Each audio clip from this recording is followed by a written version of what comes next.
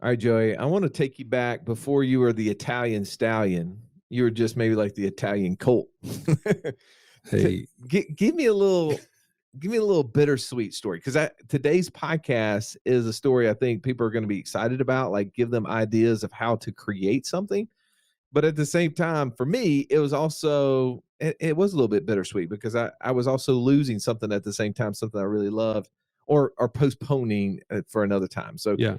I'd love to hear, kind of go back into the stallion, back in the old days, back in the stable days. Well, you want to know the beginnings of the Italian Stallion? Exactly. Like, this is literally where it all began. Oh, So I remember always wanting a 65 to 67 Mustang. okay. Like, that was my dream car. I talked to my dad about it. He was a motorhead, grew up with all the GTOs, and he would work on them himself. He's just really gifted with all that kind of stuff. But I love the Mustangs. And on my 17th birthday, I'm at a birthday party, and we're at somebody else's house, I believe. And all of a sudden, we get done with cake, whatever. We go out on the front steps of this guy's house, and up drives this 66 Mustang. I'm talking like, I'm floored. I'm like, oh, that's so cool. And then I look, and my dad is driving the Mustang up. Uh-oh.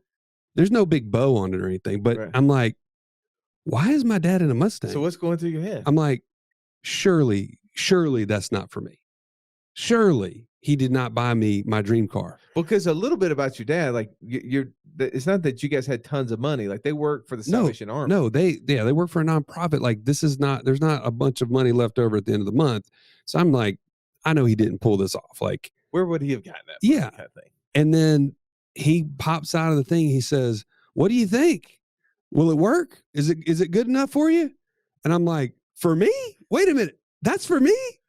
And I'm just like, holy cow, this is my dream car. And I walk up to him and like, "Dad, thank you so much." And he says, "Don't worry, I used your money." No, he didn't. I used your money? Whoa, wait a minute. Hold on. Rewind. What? Yeah, I just used your money. I hope you like it. And I'm like, the money I've been saving for like years on summers and weekends and all these things.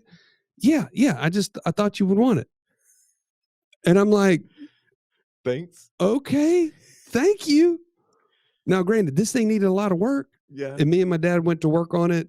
We had great time. I mean, hours spent together. I wouldn't trade that for the world. But at that moment, it was bittersweet. It was like, I got my dream car, and it's not a gift. It was literally my money. So Wow. there you go.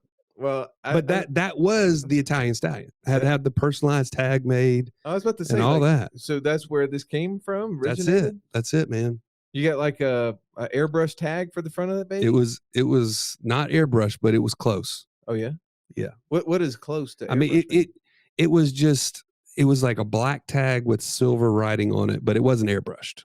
Kind of, but like in like that calligraphy. Yeah, Italian like Stallion with the Mustang symbol in the middle. Oh my goodness. Well, I hope you enjoyed Joey's story of how he became the Italian Stallion. And I hope you enjoy this story. If you've ever wondered, like, are there alternatives to putting money in a 401k and you wanted to be able to spend time with your family, I hope today's story on how you can create a 401 lake house and the benefits of doing that will inspire you to think differently about your money. Let's jump into this story about the 401 lake house.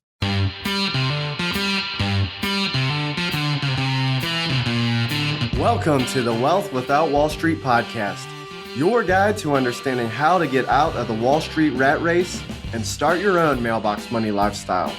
Now, don't let these handsome Southern draws fool you. These financial minds are teaching our country to enhance savings, increase cash flow, and create passive income, all without the help of Wall Street. Are you ready to break through? Now here are your hosts, Russ Morgan and Joey Murray. Russ, I cannot believe you sold your lake house. You didn't get enough trips down there, did you? I mean, what is my family going to do this summer? Maybe you need to buy that beach house you've been telling me you've been looking for so I can come visit you. You know, I'm a slow roller on that deal. I'm working on it, though. Well, I do think that it was a beautiful place. It was something my family loved for 2 straight summers. And had we not found a lot that we couldn't pass up, that we're getting ready to start building on, that we are going to miss this summer. I hate that. But man, I just feel like God put us in the right place at the right time. And, this story I want us to share today, please do not hear me like quote unquote bragging on any of these numbers. These numbers are just relevant to my situation, probably much smaller than yours. If they happen to be large in yours, man, I hope this serves as inspiration. If Russ, the redneck, can make this happen. The guy went to public school, son of a school teacher and a general contractor. If I could get to this position, surely you can. Well, I think at the end of the day, Russ, this is just an update. It's a recap, if you will, of what we've been talking about before. There's a difference between a 401k and, in this case, a 401 lake house. And we talked about some of those benefits. Just kind of let's recap that. What are the things that you experienced by owning a lake house instead of putting that money in a 401k? Well, we did do an interview on this, and we were talking about my father-in-law's lake house, which was the inspiration to what we did. My father-in-law had a lake house from 2001-ish to 2015. It was a wonderful thing. A lot of my kids grew up using that, but they sold it. And we wanted to have some of those same benefits. And a lot of times we're thinking of second homes purely as an expense, purely as a luxury that, man, there's no way I could ever have this. And also, I'm going to put the disclaimer in here. Don't hear me saying this is justification to go buy a lake house, but we do have a comparison. And, we're putting money away in some form or fashion. And in this example, we were putting about $4,000 a month toward this lake house. This was the monthly payment. So for some of you, you have a SEP IRA and you're putting $50,000 to $100,000 a year into those. And so I want to kind of use this as a comparison to your solo 401k, your solo SEP, because I could have did the same thing. I could have put this $4,000 a month that I used to pay the mortgage on this lake house. I could have put it instead in a 401k. And Joe, you want to go through the comparison there? Like, what are some of those things? Yes, but before I do want to just position this kind of well. At the end of the day, at Wealth Without Wall Street, we're teaching people to start with clarity, right? And for you, I just know from knowing you, from being around your family, like the lake is that special place that has brought you guys memories over the years. It has been a place for you to kind of be present with the family. Like it forces you to spend time together. And I mean, all those things that you've shared with me, I feel like share that before we get into the numbers. Cause I think that helps people know why you would choose this over, just any investment vehicle. Well, I would say as an entrepreneur, I struggle with being still. One of my favorite Bible verses is in Psalms when it says, "Be still and know that I'm God." And I struggle with that, Joey. Like I literally struggle being still and being present with my family because my brain thinks about creation. It thinks about doing something else. Yeah. And one of the things that really appealed to me about the lake is I love being the boat driver.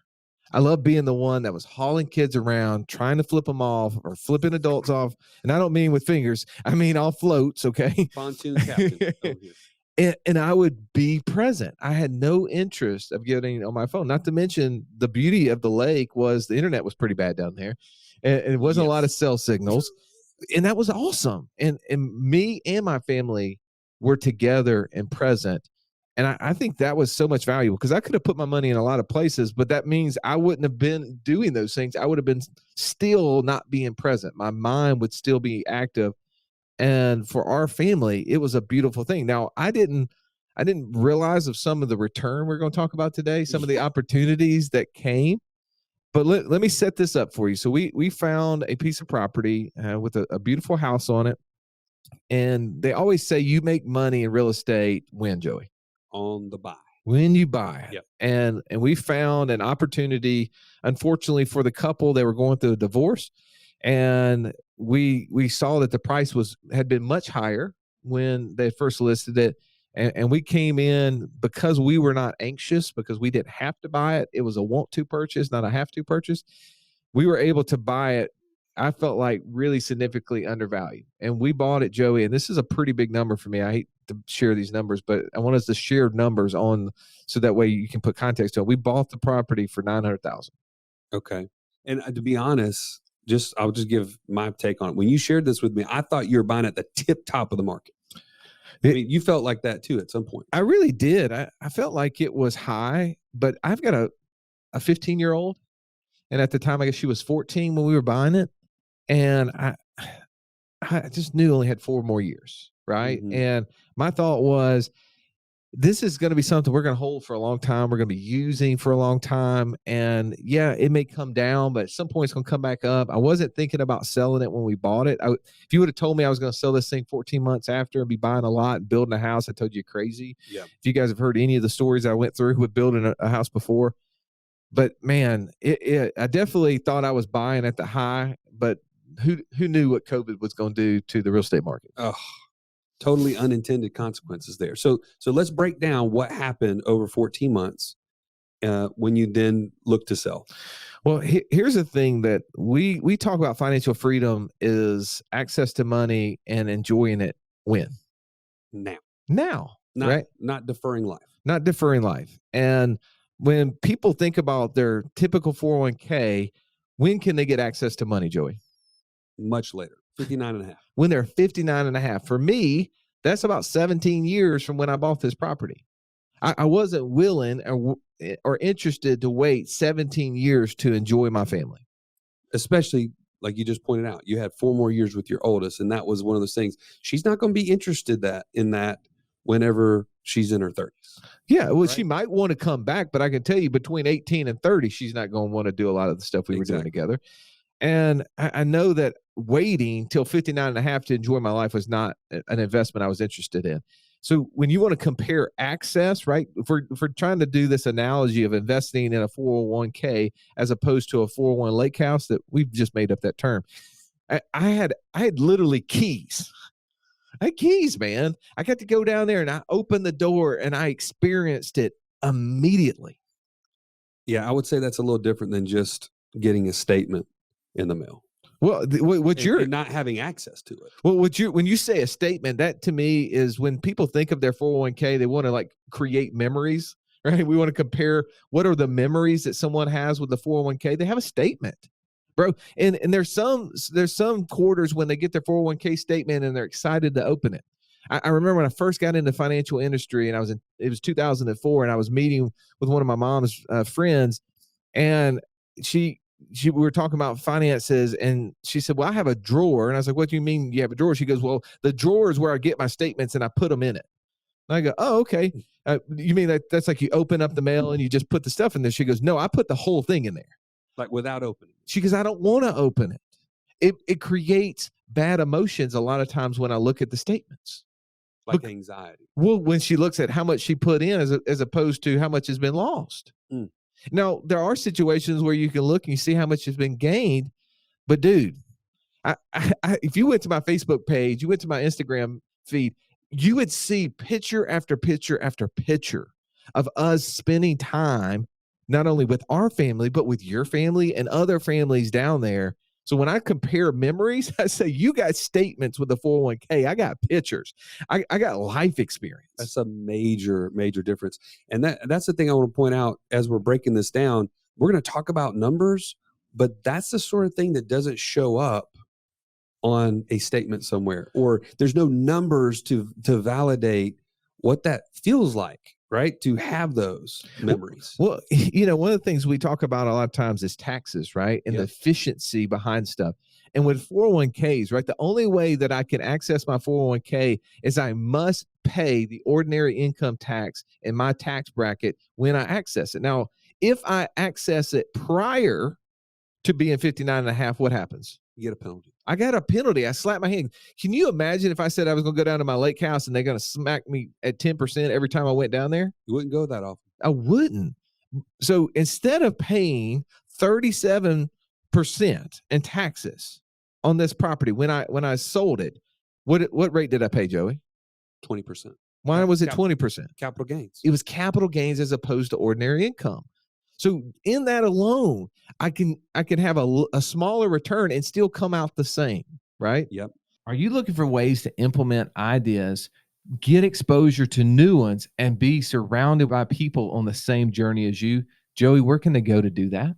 Go to wealthwithoutwallstreet.com/community. You can join for free today. Now, another part of taxes is really interesting. We've had our tax strategy group on this podcast before, and they've talked about a little known thing called a dwelling unit rental. That's right. What is a dwelling unit rental, Joey? Well, I got to experience this personally. When you would invite my family down, we got to write that off as a business expense where you rented your house for a business meeting, and we were able to pay $3,000 every day that you had us down there, and you didn't have to count that as income. Your business paid you personally for the use of that house. And there's a little code within the IRS that you can talk to your accountant about, talk to your tax attorney, that you do need to do some certain things. Don't just say you can just do this. Russ, I heard Russ say this on the podcast. Yeah, that's not wise. But we're following our tax professionals and legal professionals' advice here on exactly how to do this. But we had a business meeting. We had our office down to the lake house. We could have went to someone else's houses and rented it, or like a hotel or something like that, and used the same function and paid the fee for using it. But we were able to do that, and as a comparison to other meeting facilities, we were, as you said, we were able, for every day that we did that over that 14 months, we were able to actually use it 10 times, because we had our business down, several different businesses down there at different times. And we truly were having business meetings. It wasn't like wink, wink, nod, nod. Yeah, this wasn't made up. Yeah. But we did that 10 times over 14 months. That's $30,000 my business took out of its coffers and paid me personally. And because it was less than the number of you can have up to 14 rental days per year, I was able to not have to pick that up as income, and my business got to expense it. Joey, that's the equivalent of an extra $11,000. I'd say that's pretty awesome. Or the equivalent of me having to make $50,000 in order to have the 30 in my pocket. All right. So now you're transitioning a little bit into returns. Yeah. Okay. So let's compare that really quickly. You had a 401k.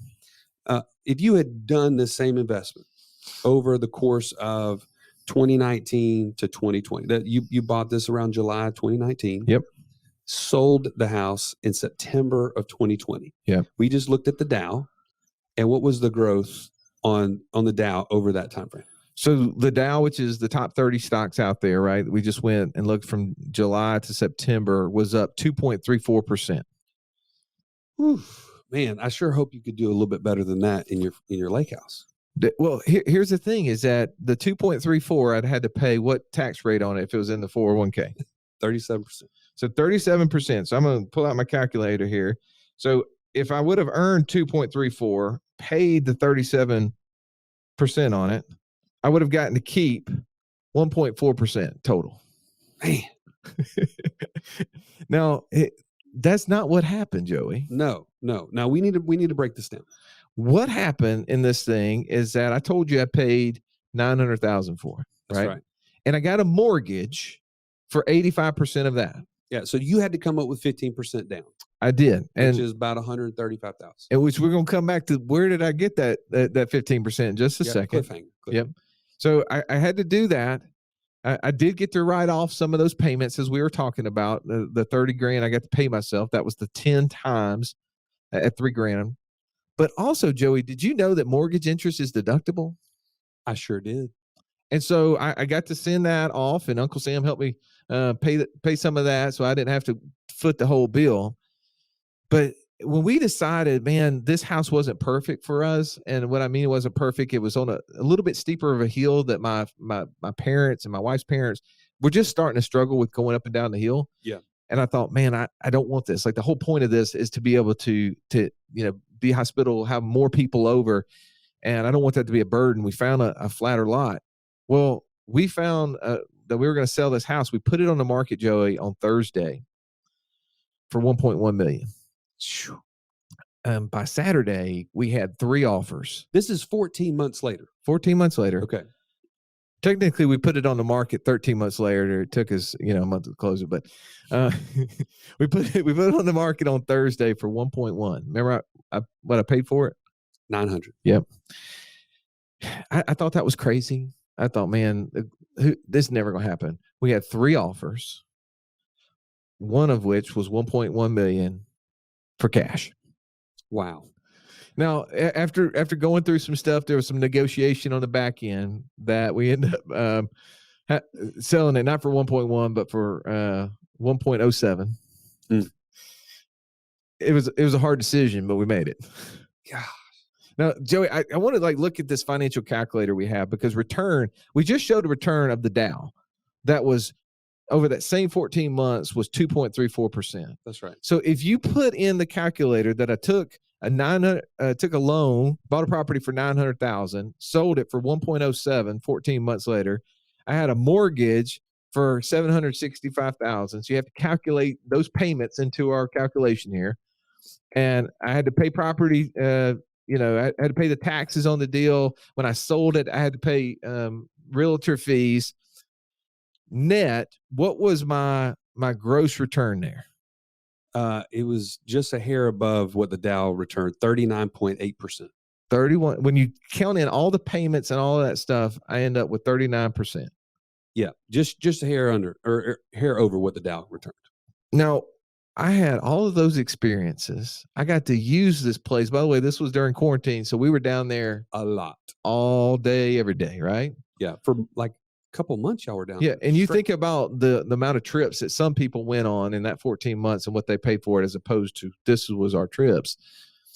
But that's not the full story, right? Mm-hmm. Because I didn't have to put that $135,000 out of my pocket down. Where did I get the $135,000?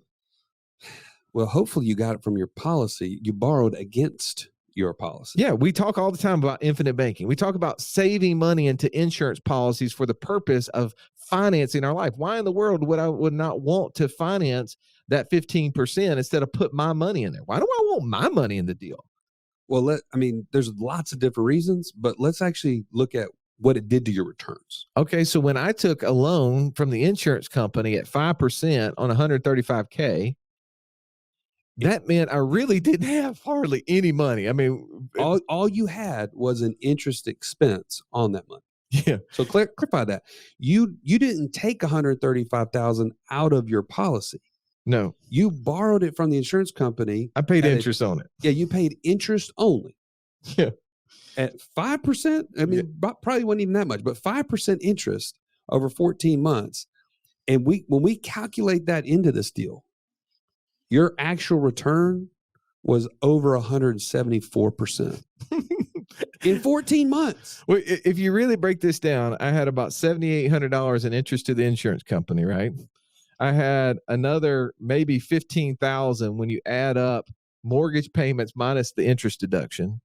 As far as just out of your pocket expense. Yeah. And then taking off what I got from being able to not have to pay taxes for my business. So I had about $22,000 total in the whole deal over 14 months to net $127,000. I say that's a good deal. That's a hell of a deal. How many more of those can we do? This is just such a dumb thing, but when we talk... Hold on. The bonus. We got to talk about the bonus really quickly before we end. Okay. You happen to buy a boat in this transaction, didn't you? Well, when somebody's selling their lake house, a lot of times they don't need a boat anymore. And so I made a heck of a deal on a boat. I bought a pontoon boat for $30,000 from the guy. And I used it for 2 straight summers. I mean, boy, I used it. You used it. It had 80 hours on it, Joey, when we bought it. And when we were selling the lake house, I had 200 and almost 20 hours on. Just tell you, I was moving that boat around the water. And right now, I have it for sale for $44,000. I've already had 2 offers on it. We're working through them right now. All right, we're not even going to put that in the returns because that's just a bonus. That's just the cherry on top. But at the end of the day, Russ, this is all about bringing it back to this comparison of 401ks versus this 401 lake house. You had access the whole time. You got to use it. You got to build memories. You got all these tax benefits. We can't even, I mean, we've broken down a few of them, and your returns were just through the roof. Not to mention, now it's positioning you to build a dream lake house that will be for potentially generations to go. I mean, do I even have to bring up the 401k again? No. And by the way, again, this is not typical returns, but what this is an opportunity to show you that you can build wealth without Wall Street. And I'm glad we got a chance to update this. And I don't know if I'm going to be giving you another 401k lake house sold story, but we'll definitely have plenty more of access and memory stories from that. So I hope this was helpful to you, just to expand your brain, to help you start thinking of ways that you might be able to build wealth without Wall Street. Thank you as always for listening. Have an amazing day. This has been the Wealth Without Wall Street podcast. Don't forget to subscribe to the show to break free of the Wall Street mindset and begin building wealth on your own terms in places you understand so that your wealth will never run dry. See you next episode.